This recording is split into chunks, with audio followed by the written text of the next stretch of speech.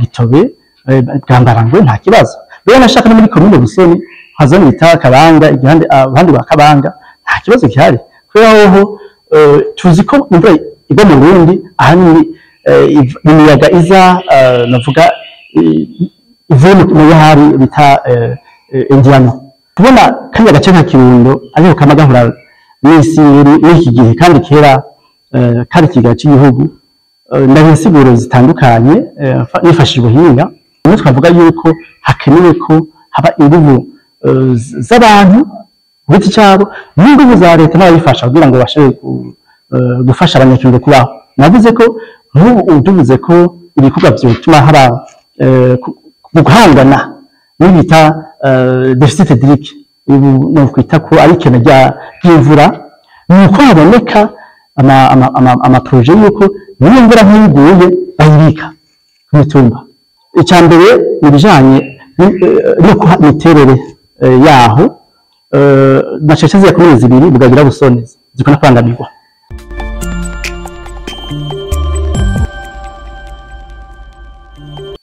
ufite koshashatsi nakoze mu bijanye n'ivy'imvura n'ihindagurika ry'ibirere n'ibindi vyigwa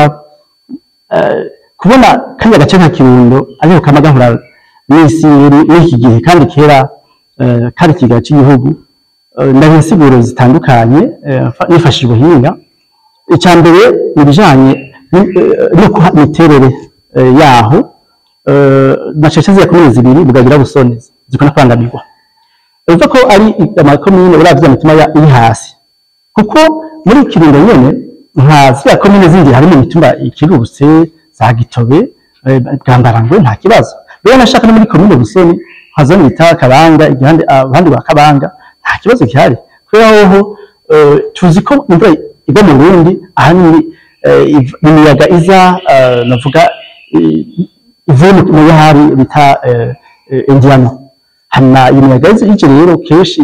uko byikiri bigenda ihuye n'ahantu n'umusozi wamuraga ikiduga uko iduga rero nihaca haba ku ibicu hama bikaduka yatanga imvura rero iyo miyaga yaje igaca za Muyinga za Mukenke imvura usanga yaguye ku bwinshi naho karere ka Gitera y'Imyinga Mukenke nakuza za Gitobe ariko yamugeza kurengana ica hejuru ya Bugaye Busoni itabifise ya mazi yakura mu bahari hanyuma aho karere naho niko hariho ibiyaga nje birahima bigafasha muri kuvomera ikirere amazi ariko ntibigeza ku rugero bijana kwijana ku bigero bituma hatuma haba ibicu bice bitanga imvura ikwiye nicyo tumaze sana imvura hashikagwa hagwa imvura nyinshi idafite ubwenge biraguye muri za Bwambarangwe kuko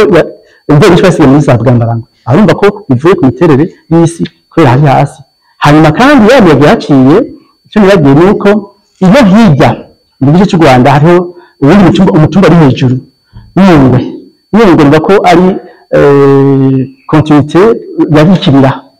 abantu babigikibira umure ahubwo ucusanga hahamagaye ya miyaga aho yofasha kanya kumbere ko gukusanya ya alimentation bivuga kwavuga ikirere kwama kwagera yaga usanga ni harenganye inzira hehe kuvomera mu kibira cya Nyungwe aho byavuye ku kuntu isi neza cyo cyambere icaka niyo cyo gikomeye muhaga abantu kubera iki kubera ko icyo gihe kera hakiri imitumba icambaye hajyana imvura yarahagwa atumene mbega harahindutse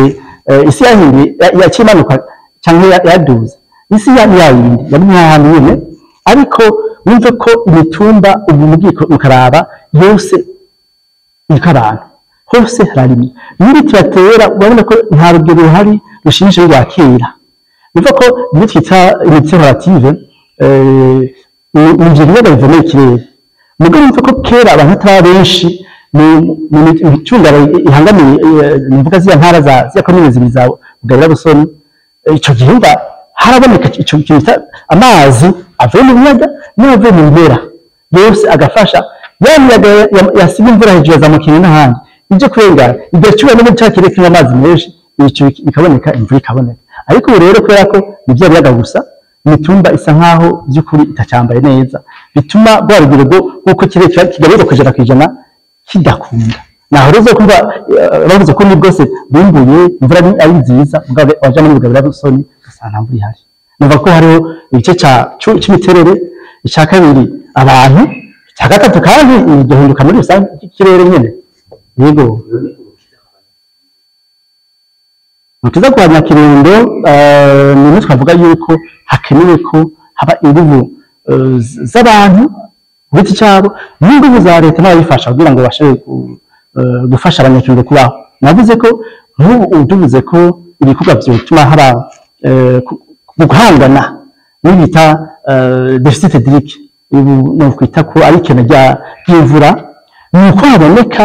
ama projet yuko niyo mvura nk'iguye bayibika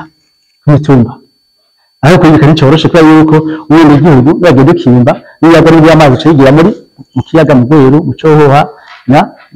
n'umukanzigiri no guhinda bisa umva ko cyose yuko ubundi igihugu afise n'uburyo kugira isima muri icyo kinogo akagishira mu isima kugira ngo yeye akunda hagipfuka kugira ngo ntacaguruka avuga bwo gupfura bya amazi agumeno amazi azavomera imirima cyo ni ikintu cya kabiri hari ibiyaga byinshi amazi menshi ajya amazi baduza kugira ngo imirima yabo nabo mu projet yagejeje kwitangura mugabo ingene ivyo vyagenze neza ariko bijya byo bashe kuduza amazi akava mu misozi agasubirayo hakabice tasika kugira amazi avomera yose asubire mu kiyaga